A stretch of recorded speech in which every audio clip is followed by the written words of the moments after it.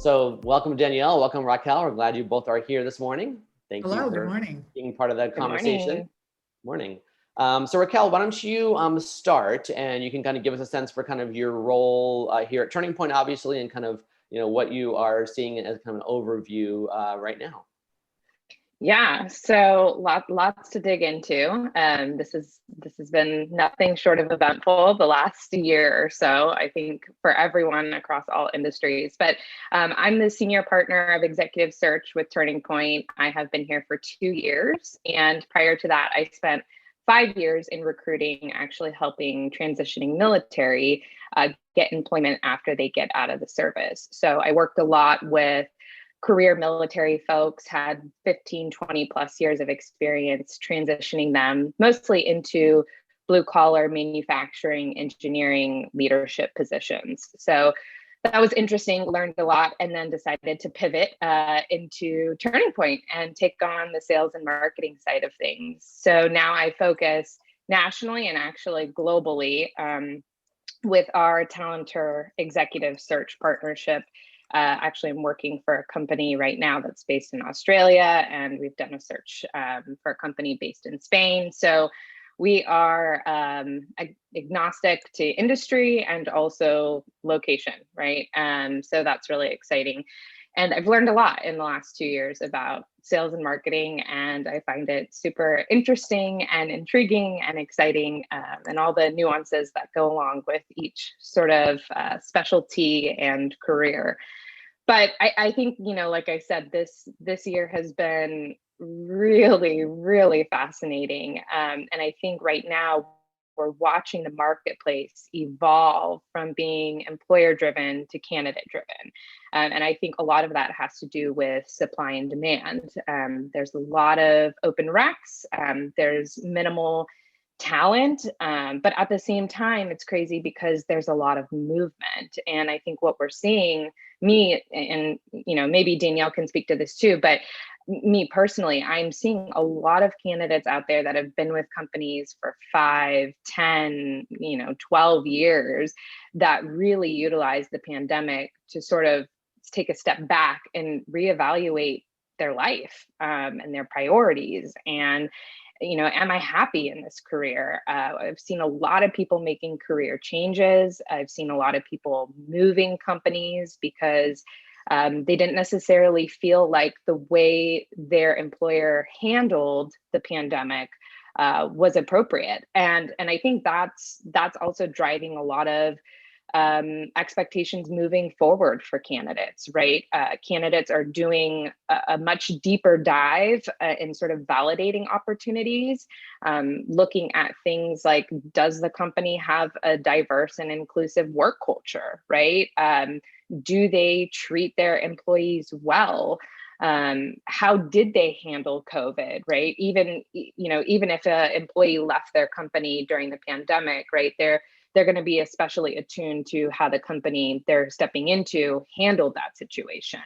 Did they make their employees come into office regardless, or did they allow for more of a flexible work environment? And I think that speaks to probably the biggest trend we're seeing, which I'm sure you are all aware of, right, is sort of what working looks like moving forward. And I think that truly I have seen a variation of things across the board. I think it partly depends on industry. I think it also partly depends on job too. There are obviously some jobs out there that really require collaboration and in-person focus, right, where others have more flexibility. But I think across the board, what I'm seeing is the candidate wants to choose, right? So they want that flexibility, they want that work-life balance, they want the option to work hybrid. And if the company is not giving them that option, then they're really not going to stay. So as an employer, you have to think about how can I retain my employees during this time, right? I think that I think Danielle mentioned it to me, right? What the work from home is kind of the new sign-on bonus. And how do you sort of incentivize your employees? A lot of people took pay cuts, especially in the sales field during the pandemic. I've spoken to several people that are still on pay cuts, but I think what's trending upwards now are pay increases, and that has to do with retaining employees. And so that's also driving the market, right? And I think employees are either getting pay increases to stay, or they're demanding higher salaries to move. So it's really, really interesting across the board. Yeah, you hit it right on the head. I mean, it's a very interesting and probably, kind of once in a lifetime time, if you will, situation to be in right now in terms of hiring. And we have some folks that are part of the group that are in the training and development, learning and development space, others that are in coaching, and there's, across the board, whether it's just recruiting or training or whatever it might be, there's so much change happening out there, and companies are having to pivot. Some companies are doing a good job, others are just, fumbling the ball horribly.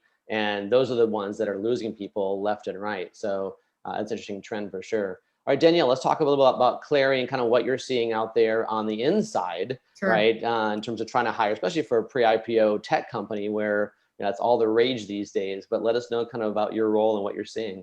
Sure. So hello, guys. I'm Danielle. For those of you who do not know me, I was with Ken for quite some time as practice director out there at TurningPoint.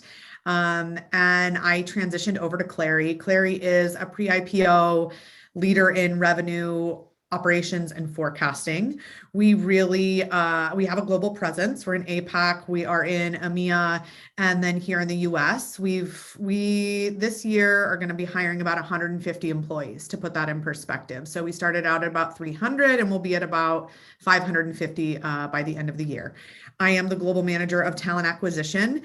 And so it has been absolutely mind-bending to see what has gone on here on the inside, and kind of to echo Raquel, everything Raquel said, yes, right? All of those things are definitely happening. I'm seeing a little bit of a difference being on this side of the house than agency side, but not one of my candidates or my team's candidates have just one offer. They are all fielding multiple opportunities. They're coming out of the woodworks right and left. You could have a candidate conversation on Monday, and by Wednesday, they already have an offer for another opportunity because they're fast tracking candidates.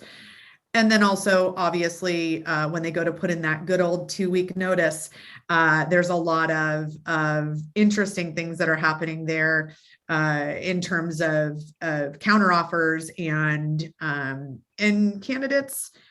At least from my experience on the in-house side, aren't taking them as seriously as I thought they would.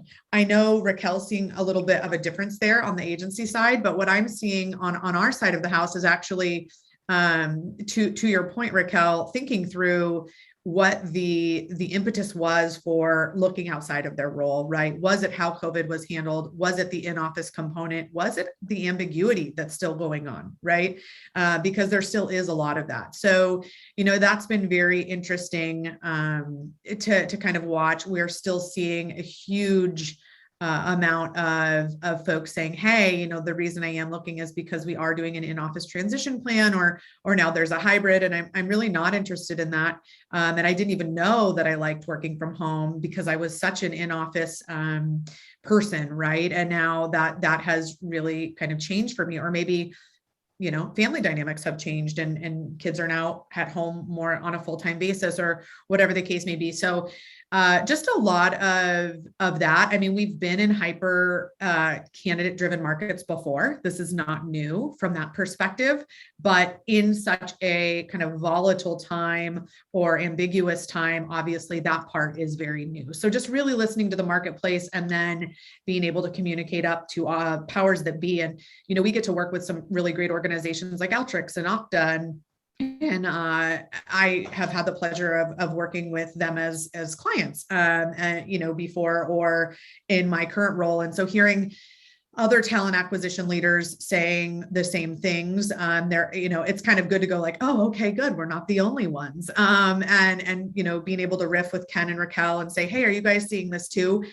Is really helpful. But those folks that are, we've been preaching for years at Turning Point about a remote culture and the idea that pulling the best talent really is not being so focused on the geolocation, but on the right background and skills is now really at the forefront. And so it's giving folks, I think, quite a bit of more opportunity. And I think for a while there, everyone was going, okay, there's so much turbulence. Let me just hopefully stay and keep where I am. And okay, if I have to take a pay cut, or okay, if I have to deal with X, Y, or Z, but those things are all changing. So naturally, we're going to see kind of an evolution in the workforce.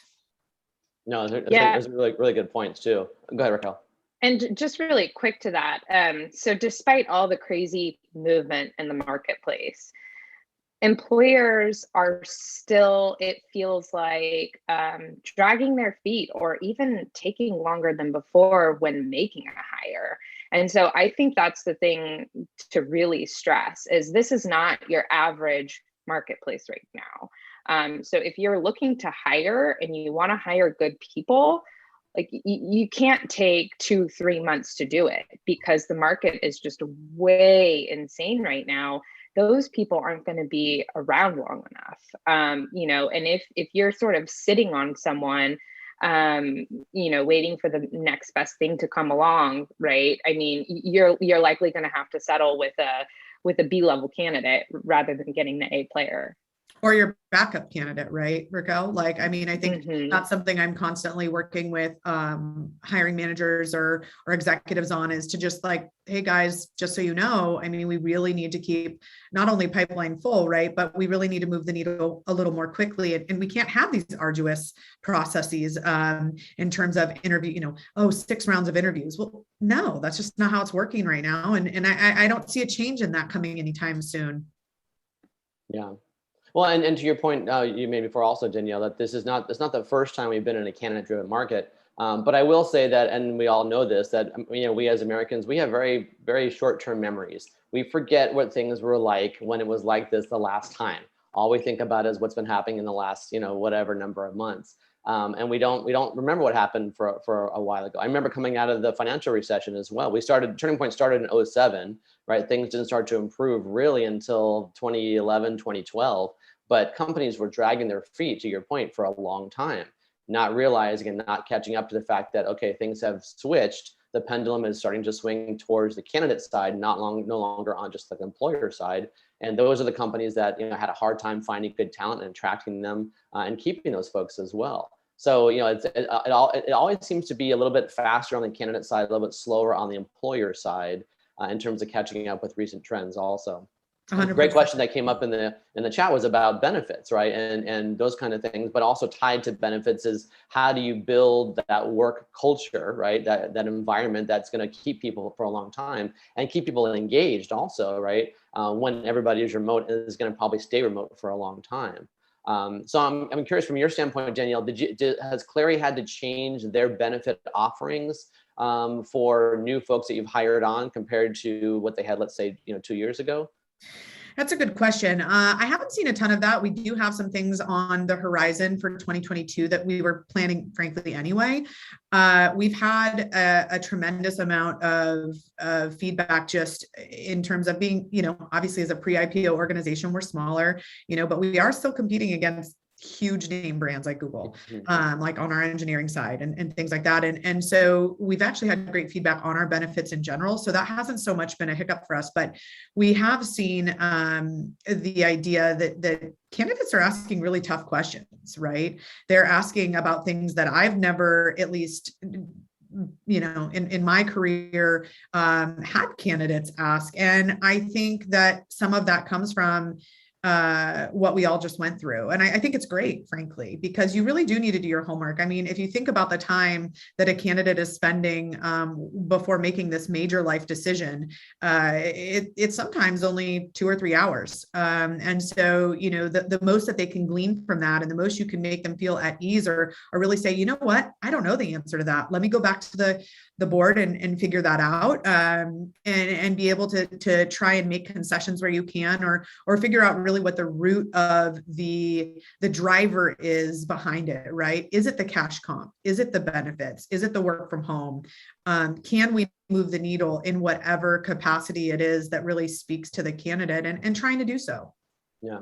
And I think tagging onto that really quick, right? Like as an employer, you have to think about what is your value proposition that draws, you know, candidates to you, right? We keep saying it, but it's a candidate driven market. So you're likely not the only company that they're talking to, right? They probably have at least 2 or 3 others in play, and they want to know in that interview process what makes you unique and different. And I think a lot of times employers forget that interviews are two-sided, right? The candidate is feeling you out just as much as you are feeling them out.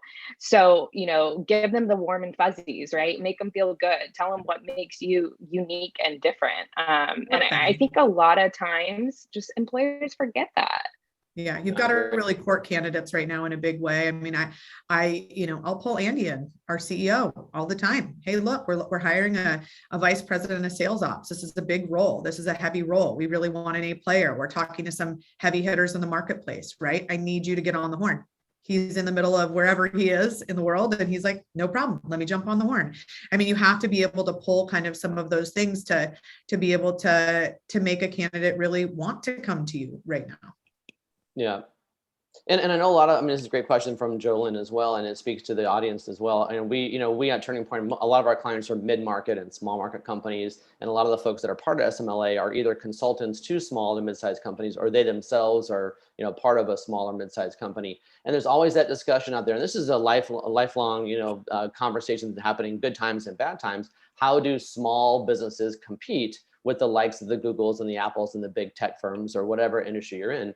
How do you compete with the big 800-pound gorillas in your industry? And the amazing thing is, I think a lot of small company CEOs don't realize the power that they have, because they are a small company. You don't have to conform to the huge, you know, kind of ramifications of a 5,000 person company making one small little change to your benefits or to whatever the perks might be. You have a lot more agility on a small company. So I'll just give you a few examples, and maybe Raquel has some examples too. But so we, as a 7-person firm at Turning Point, we can't compete with the big search firms out there and those kind of folks. But largely what attracts people to our company, and we just hired, you know, somebody, 2 people in the last few months, is the fact that we are agile, we are flexible, we have that ability to pivot whenever we need to.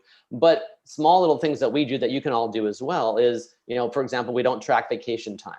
Right, we hire people, you know, at a level where they are sophisticated and experienced enough where, you know, we trust them, they're going to get the work done. I don't need to track their vacation time to make sure that they're not going over above and beyond. That's a real simple thing. We have, you get your birthday off is something also really simple. We have something called Me Time, where we actually reimburse people, our employees, up to $100 a month to go out and do something for themselves, not to go out and do grocery shopping or to do something with the kids, which we all kind of find ourselves getting involved in, but to go out and get a massage, to go out and go to a movie and lunch with a friend, something other than that. And that's a really small thing dollar-wise, but it goes a very, very long way. And it really does attract a lot of great talent to the organization as well from that perspective. We also do things like, you know, people have asked in the chat, and I've heard this from a lot of folks also out there. Well, we are remote. The company is spread out across the country or wherever. How do we bring folks together in terms of not only a benefit, but a perk of that continuity and that cohesion?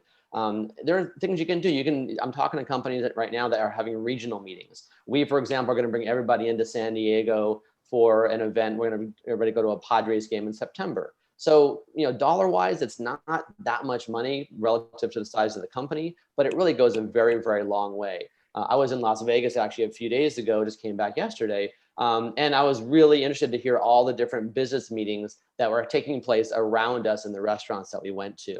And it was obvious that people were coming in from all parts of the country. One was for actually an Amazon affiliate. One was for a real estate developer that was sitting at a table next to us yesterday morning. And so there are these meetings that are happening for people that are coming in, and business travel is starting to very slowly come back and track as well. So those are some of the small things you can do as a small business that really goes a very, very long way also. Anything on your side, Raquel, that you've seen from some of your clients that's Yeah, attracted so people? so I was just going to say to sort of piggyback on that, right? I think, you know, there are definitely candidates out there that know which type of cultures they thrive in, corporate or small organizations or startups or what have you, right? And there are definitely people that float back and forth. But I think that the great thing about a small company, and of course I'm biased because I've worked for 2 boutique recruiting agencies, but you know, is that the candidate knows that they have the ability to make more of a direct impact in a small organization, right? Where in a large organization, they're more of just a number. And I think that that goes back to, you know, the benefits of being able to work from home, right? And that sort of being a benefit now in today's day and culture. You know, candidates are seeing that, hey, if I go to a smaller company, right, I might have more flexibility to go, you know, take my kid to soccer, but, you know, take a meeting later in the evening, or, you know, I guess less corporate structure, right? And I think with that, to Ken's point in being more agile, right? Large corporations, right, often have, you know, very delayed policies, and so a lot of times employees are left in the dark, right? I mean, in the last 3 or 4 months, I mean, I can't tell you the number of people I've spoken to that still have told me, I don't know, you know, what my employer's plan is. Right. And how far are we into this? Right. So, you know, having more transparent and open communication with the employees about where things stand, what they will be in the future, even if you have to shift and pivot, I think is really important. Yeah, I agree, definitely. And I know, for example, I won't call it a company name, but, you know, Raquel and I had a client very recently, and, you know, they're up in Los Angeles. And one of the challenges, honestly, was that they were not willing to be flexible in terms of where the candidate that they hired lived. They wanted the person to basically have less than a 30-minute commute in Los Angeles, which was very difficult. Even though we found some great people, I mean, Raquel did a fantastic job of finding very good, you know, candidates, very well qualified candidates. That was something that they were not willing to bend on.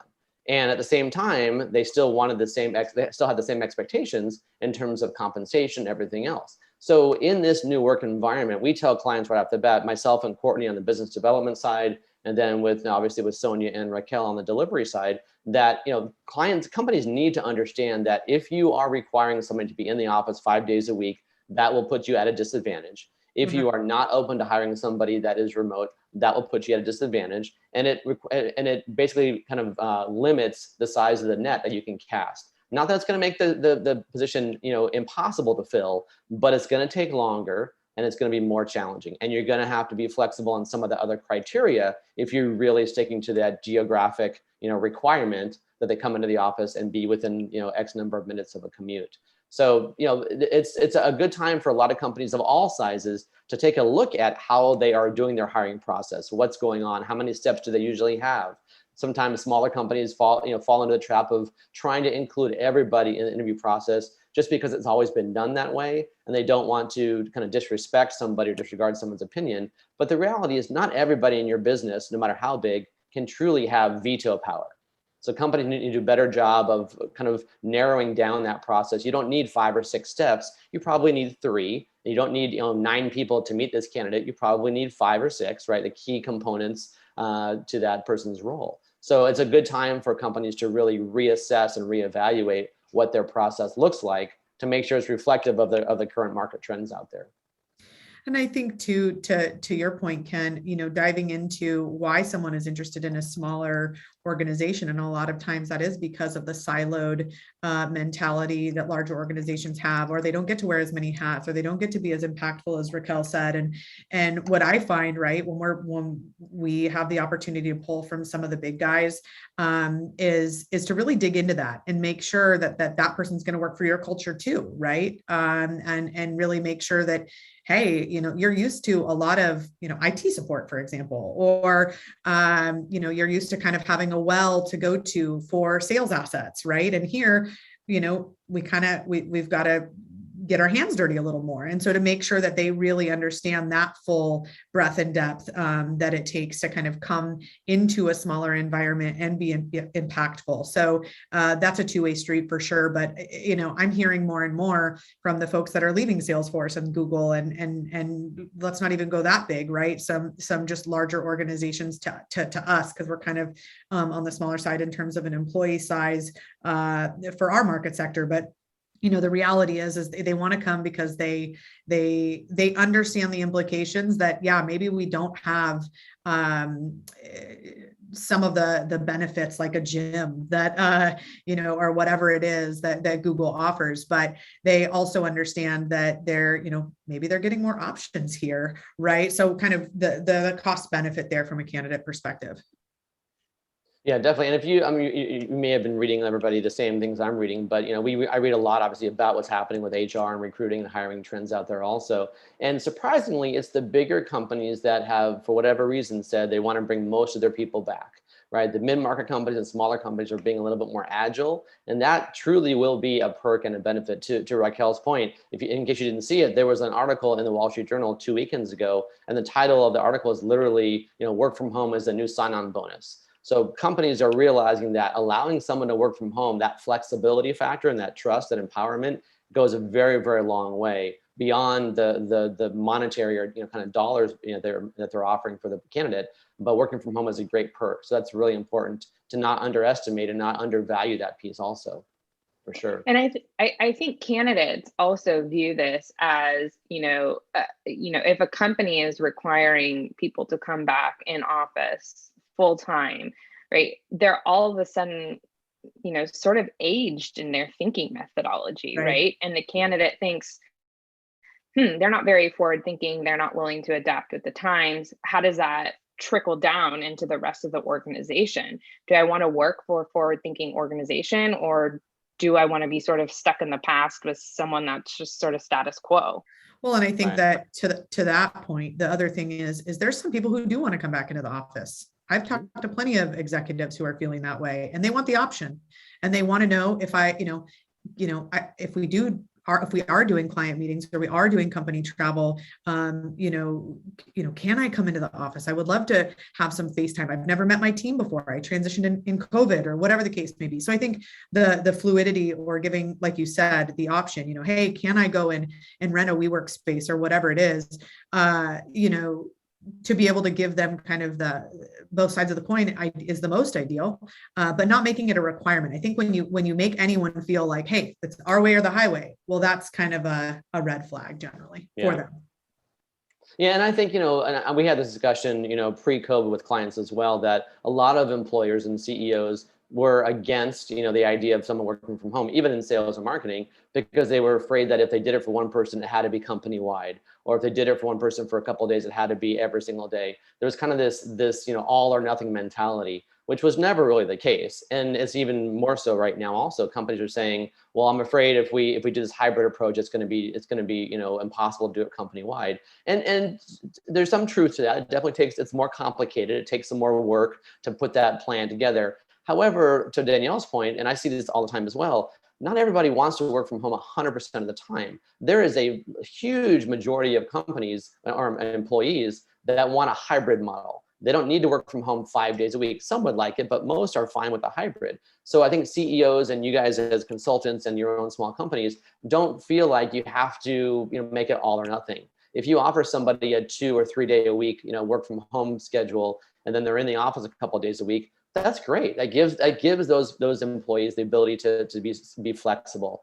And I think for decades and decades, employers looked at every employee the same way, right? The expectation and the structure that we all had was you work from whatever 8 to 5, 8 to 6, whatever it might be, 9 to 5, and you come to an office. That defined what work was. But that's been changing over the last 5 to 8 years with the gig economy, and with COVID, it's just accelerated exponentially, extremely quickly. And now companies have to realize that each employee is different. And back to both Raquel and Danielle's point, those are the employers that attract the best candidates out there, the ones that see their employees individually. What do you need? Are you taking care of aging parents that had COVID and now they're at home whatever it might be from that perspective, or you have younger kids and they were at home, or they changed schools during the pandemic and they're going to stay working remote even when we go back to school in the fall. So there's a much more individualistic approach that needs to be taken by employers to really attract, if you will, the right kinds of people out there also.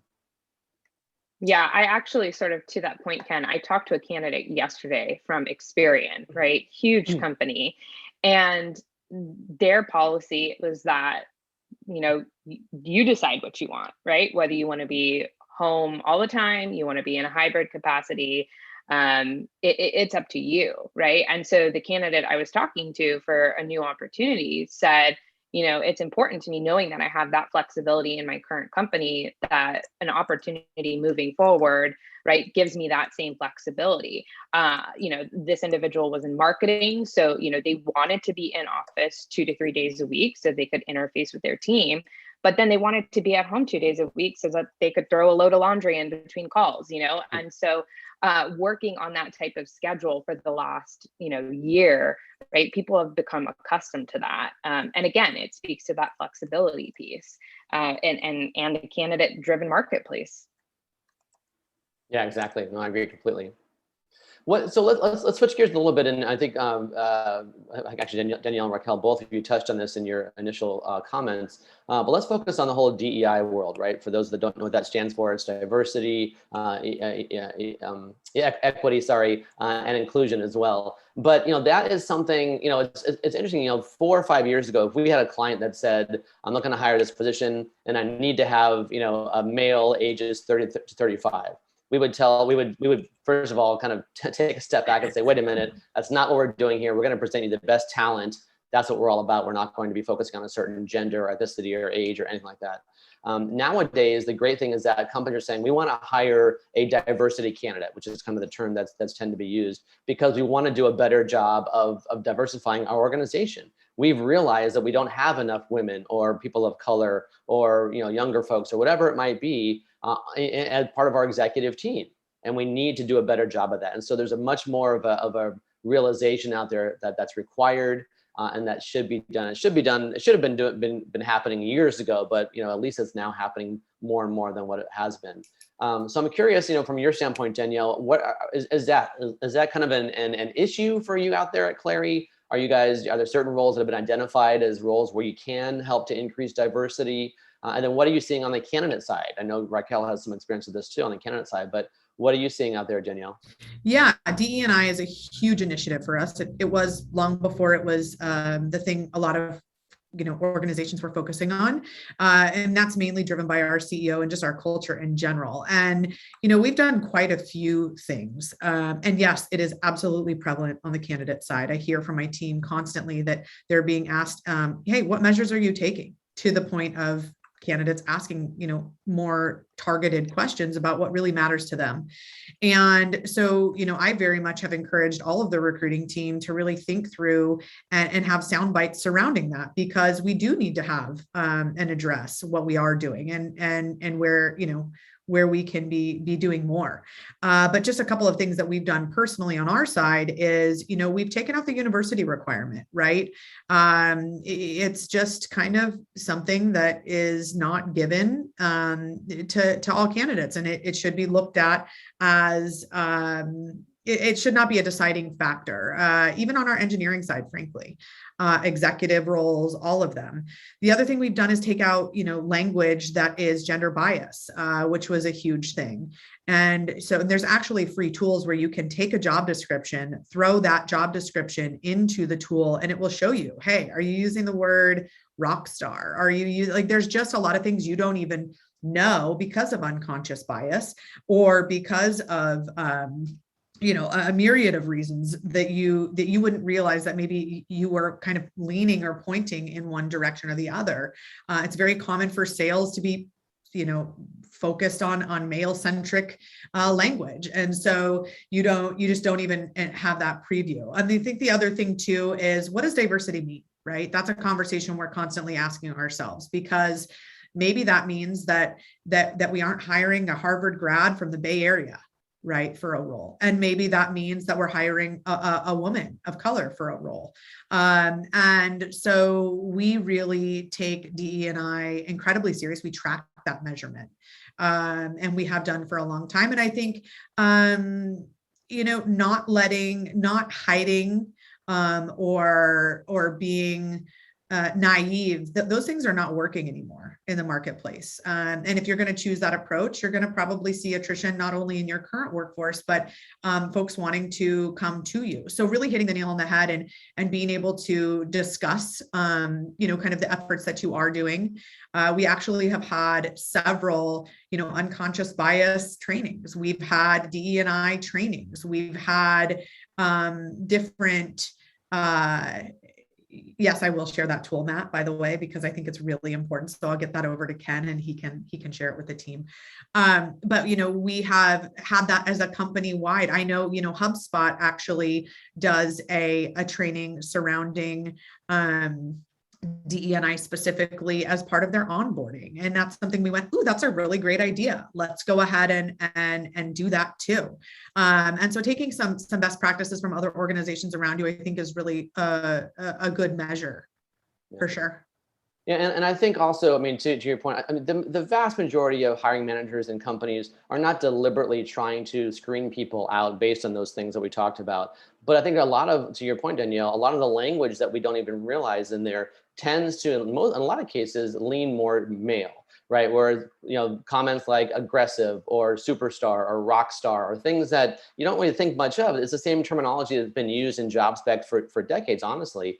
But, stats will tell you that typically a man will apply to a job if he has 50% of the requirements in the job description.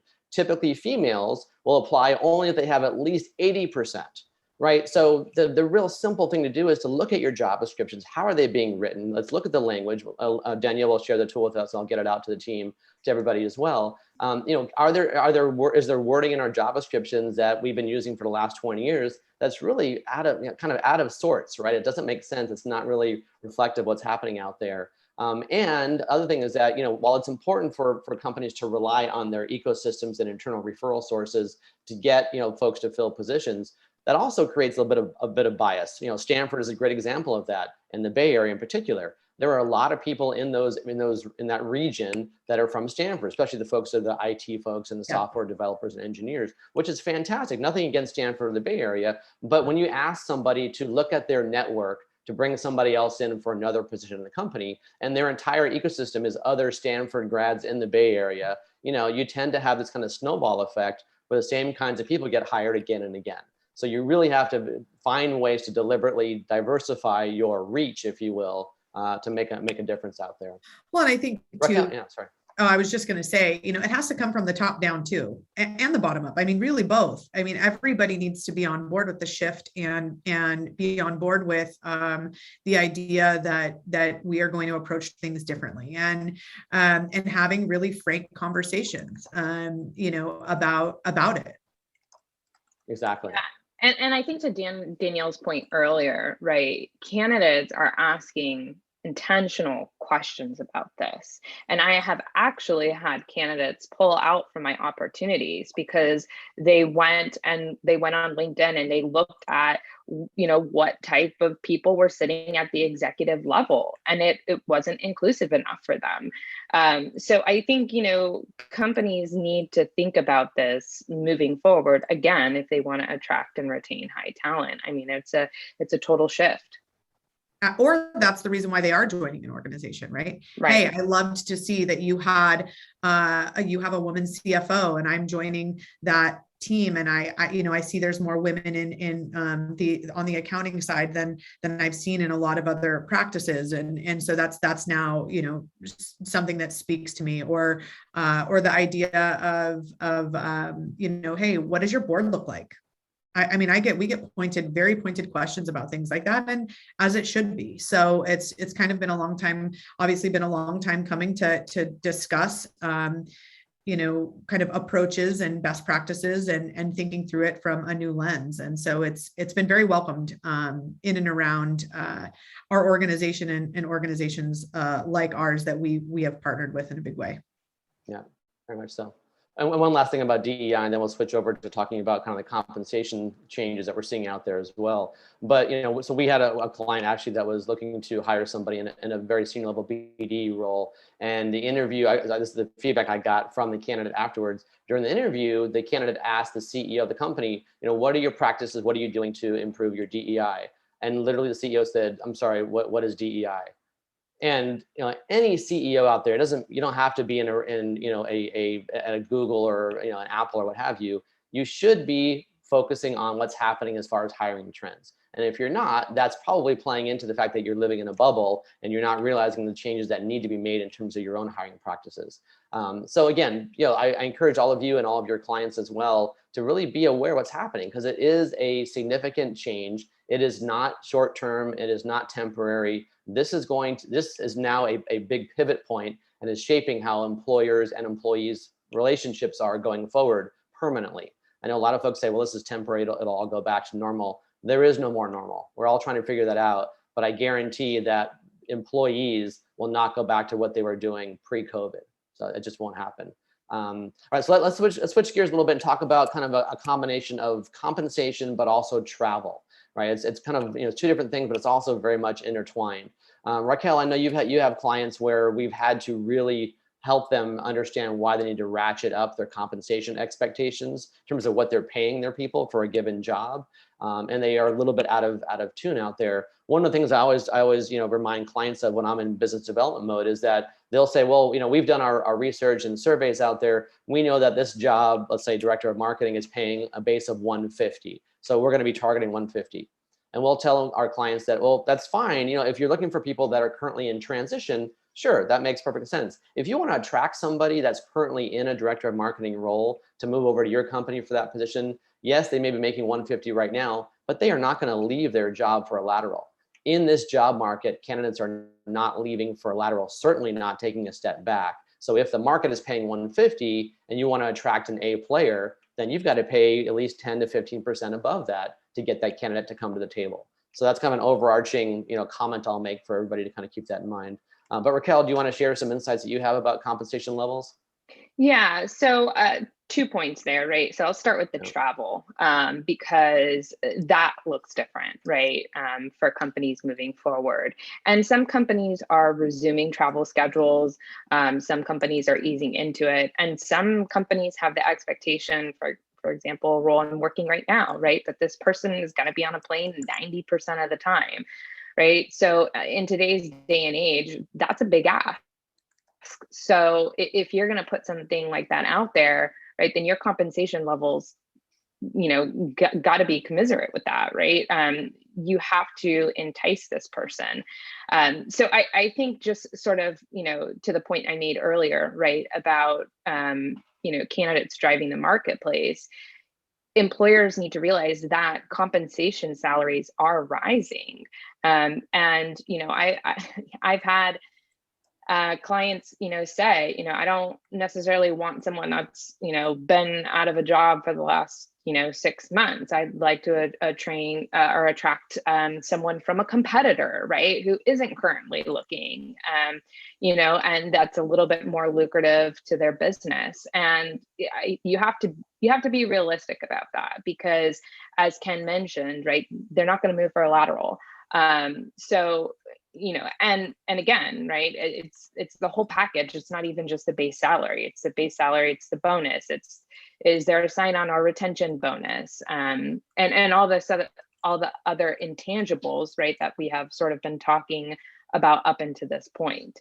So, you can't expect to go to market, with the salaries you had, I think even 2 years ago. I think things over the last 2 years especially have significantly gotten higher.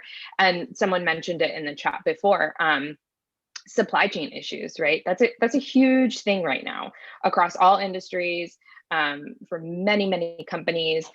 Candidates in sales especially, right, are feeling frustrated because they're selling things that the company can't deliver. So that's another sort of question I've been being asked repetitively, right? Not to sidetrack off compensation, but just, how is the company handling the supply chain issues? Like if they're in manufacturing, are they being affected by the container shortage? Is their product sitting on the ocean? How, what are they doing about it? So, again, there's just a lot of things going on in the world right now. Any other thoughts on your side, Danielle? Yeah, no, I would echo all of that. I think the other thing too, which was asked in the chat, which was a good one, is, what about everybody being short-staffed, right? I mean, we're being asked questions like, so what's your hiring plan? And that if you asked me a year ago, even that wouldn't have been anywhere on the radar.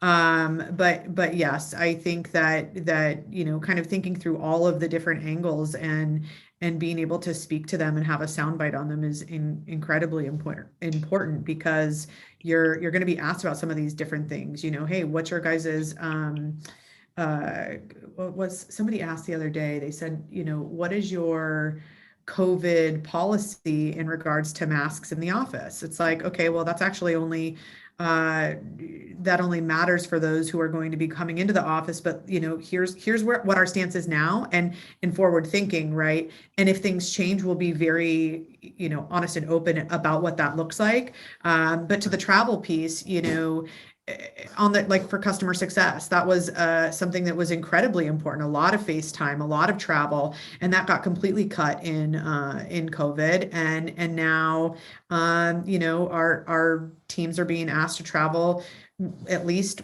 once a quarter, probably for their QBRs or their EVRs, right? Speaking to executives, or maybe it's that we need to do, like you said, a regional on-site, something like that. And so, talking about those things well in advance to make sure the comfort levels are there. And then if they're not, that's okay too, right? So we've instated that if somebody doesn't feel comfortable, maybe they have somebody at home that's high risk or whatever the case may be, that you do set up some sort of Zoom capability for them to be able to still join in that. That's great. And then on the compensation, just to kind of, circle there. Yes. I mean, you just have to figure out what moves the needle, because maybe cash comp isn't king for them. And that's the reason why, they're interested in the opportunity. And so being able to work outside of a compensation band, I mean, that's something that we talk about a lot because we've started banding, right? Because we're at the growth point where we would like to have those bands, but it doesn't always apply. And being able to be agile in that is really important and something that we're constantly talking to our executives about. Yeah, and sort of to piggyback on the band thing, I worked with a fairly large company that had bands on their salary, and they were looking for a director level role, right? And for a very big project, building out an e-commerce platform, right, direct to consumer, in a time when every other company is trying to do the same thing.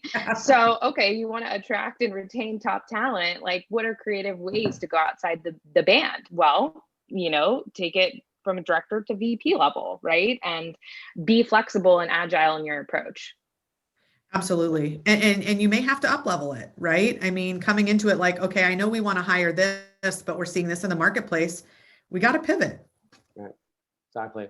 And that's where I think, I mean, and it's not to say that companies should always just, bump up the title and bump up the compensation. That's an easy fix. We realize that it's limiting in a lot of factors. You only have so many titles that you can do if you're a flat organization, what have you. And you also only have so much money to spend on a given position. So that's understandable. But the key is that if you realize through, market intelligence data, whatever it is, that what you're paying is a little bit on the low side, but you don't have any room to go higher, that's fine. But realize that you or your clients have to then kind of adjust, if you will, adjust down the expectations. You can't have all 10 things that you're hoping to get, given the fact that now you realize you're paying in the lowest 10% market quartile.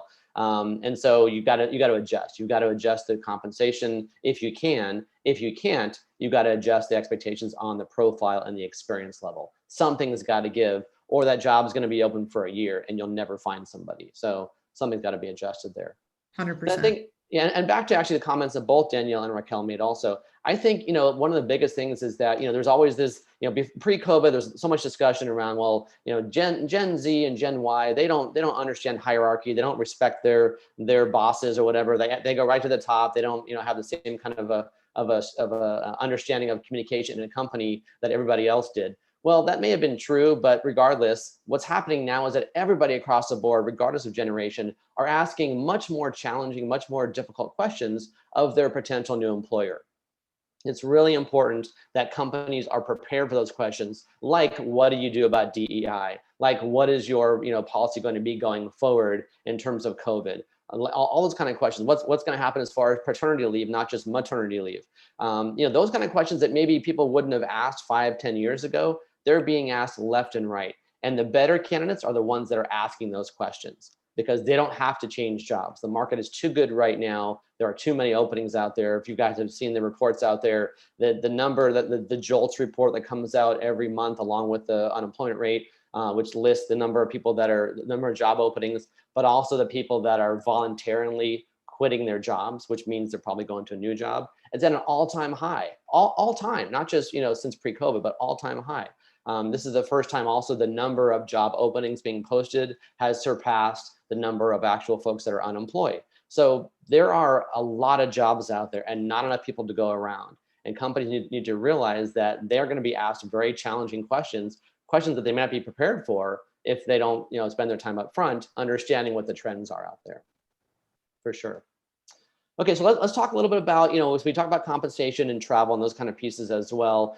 In terms of the kind of the focus that we're seeing out there on the marketing side. So we've seen a very big uptick over the last 9 to 10 months in companies hiring marketing and operations people. And I bring it up because what we've seen is that it's not only just in a silo where we need a new marketing person, but what we're seeing among our clients is that we need a new marketing person who can communicate with sales and operations and product development, and that need to understand all facets of the organization and not just be a traditional branding, marketing person has really gone through the roof. That demand has just increased astronomically. It's incredible.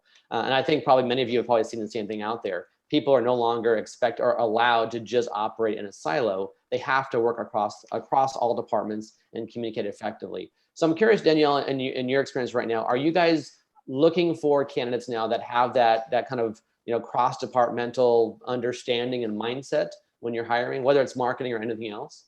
Yeah, actually, we have a function inside of our organization called growth marketing, and that actually sits between sales and marketing, right? And so they actually report to both of those leaders. Our VP, Kyle Coleman, loves to speak on this topic, and actually, I'm hiring right now a controller, and that controller, is not a stereotypical controller that most organizations are hiring. Yes, do we want them to carry us through IPO? Absolutely, but they need to be able to speak to sales and they need to be able to speak to marketing. So I'm asking questions in a big way surrounding, how are you working with these exact leaders? So that way I can understand and yield from that to make sure that they are in fact not working in a siloed environment, which oftentimes happens at larger organizations. So 100%. I'm also seeing, I'm hiring right now a vice president of product marketing and portfolio.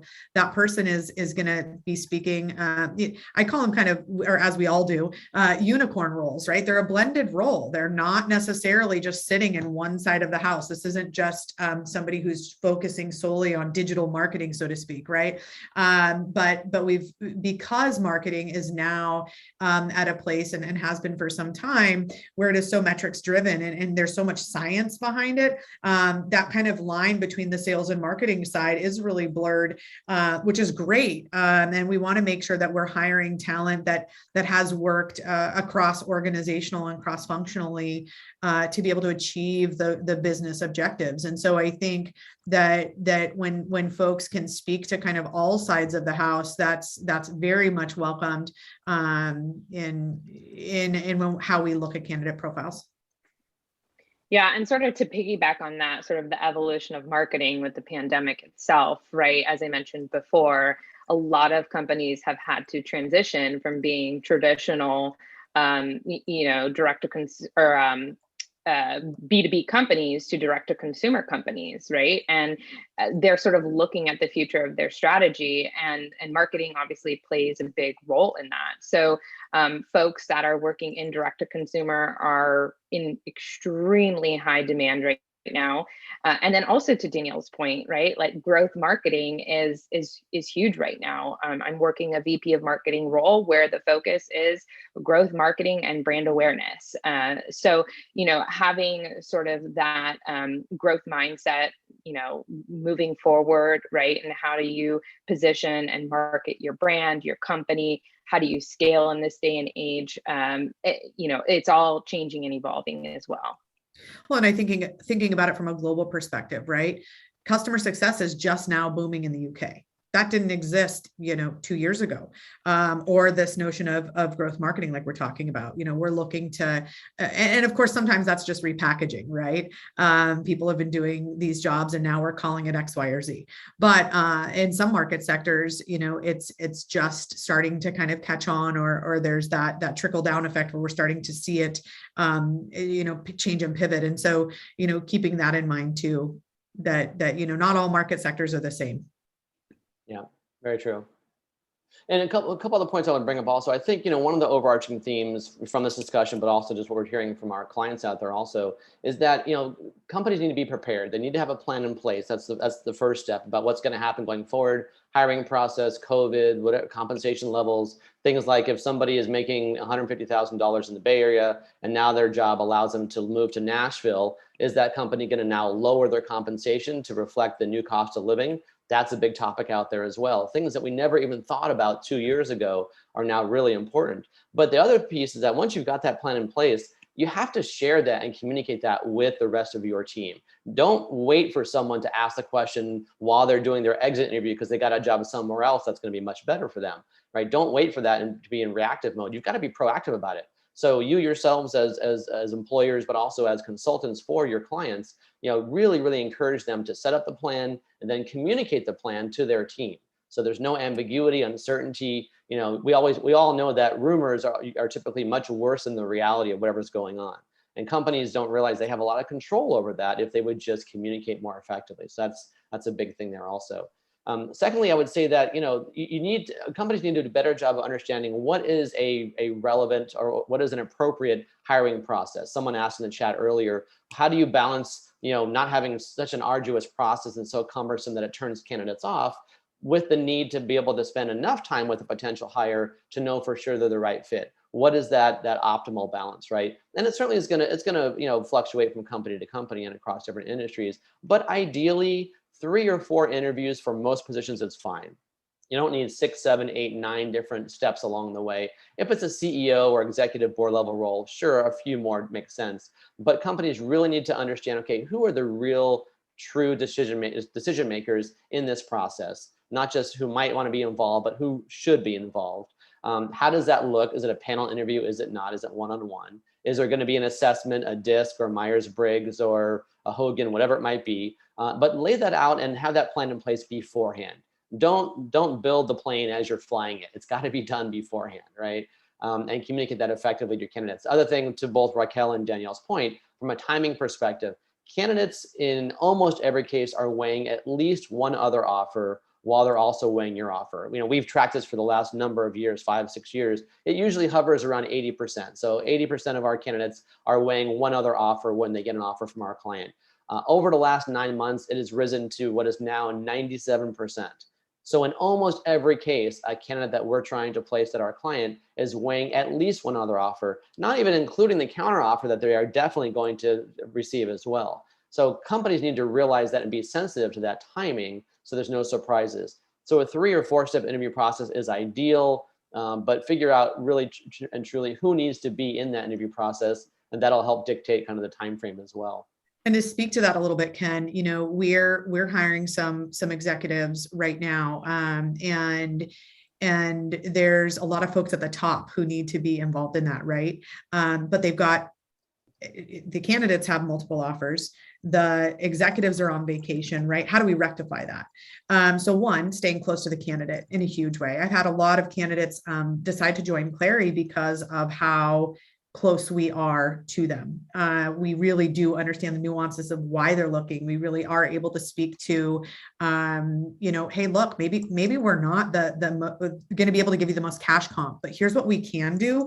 And if you're really looking for X, Y, and Z environment, then this is the right choice for you. Or I'll oftentimes say, hey, I'm taking my Clari hat off, but I'm putting my recruiter hat on. And when I look at your resume, here's what you need to do to round this out. And I think that for their career progression, and I think they appreciate things like that. And I think the other piece to it is that you've got to really be able to make them feel the warm and fuzzies and communicate to everybody that is involved in the interview process.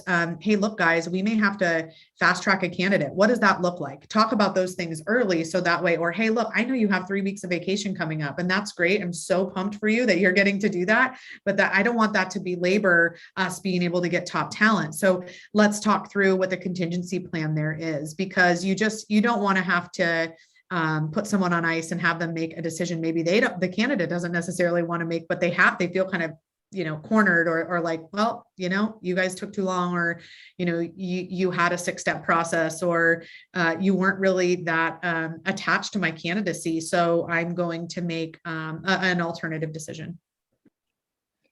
Yeah, one important point I want to make is circling back to sort of salary that I find very interesting. I have a friend, actually, Danielle and I have a mutual friend who works in communications and PR at LinkedIn, right? Was living in San Francisco and relocated to San Diego during the pandemic, and plans to stay here permanently. And so she told her company, and they readjusted her salary, right, to fit the cost of living within San Diego.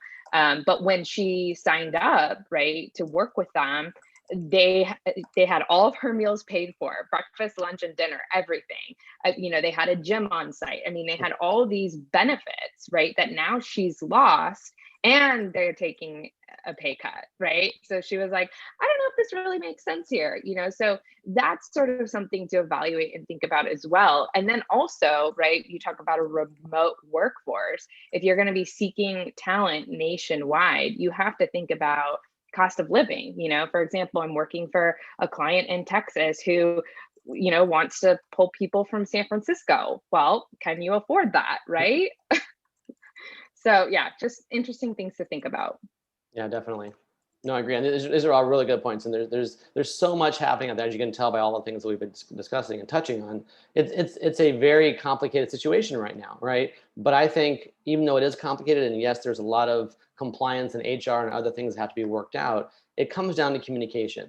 You've got to clearly communicate internally with your team what's going on right now and figure out what the plan's going to be. Again, don't wait to be forced into a corner.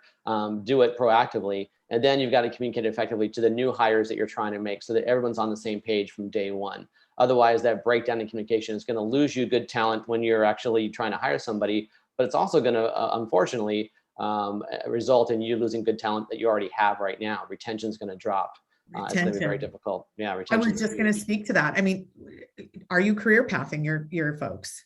If you're not career pathing them, they're looking somewhere else. Maybe not right now, but they will at some point. So, right. Really honoring, talking about, what does that look like? Whether that is a retention package or whether that is, hey, look, what are your career goals? How can I support that? And having some of those conversations before, it shouldn't take them deciding to make a change for those conversations to happen. Because at that point, the decision's been made, whether it's right now or in 6 months from now, which, Ken and Raquel see time and time again.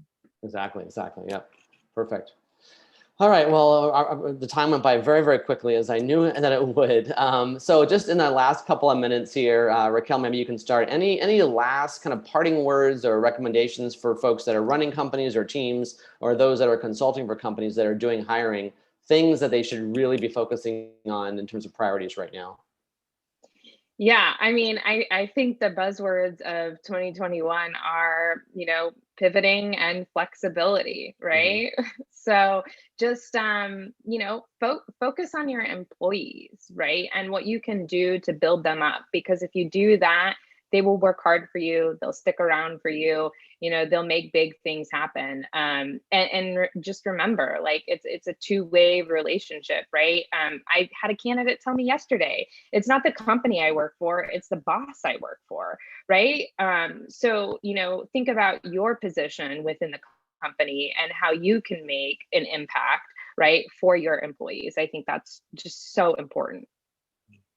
Great point. Yeah. Danielle, parting words? Yeah, I would just say really focus on culture. I think culture is the reason why people join organizations or stay at organizations. And you're influential in that, and making sure everyone is on board with the vision of that, and growing that, and building it, and really being agile in it, right? As things kind of move and change, it's really important. You're going to find plenty of people who can do the job on paper, but are they the type of person, or do they have the focus that's needed for that specific role or opportunity? So really, culture is key for us. I can talk to people all day who can do the roles that we're asking them to do, but if they're not the right culture fit, then at the end of the day, it's a no for us.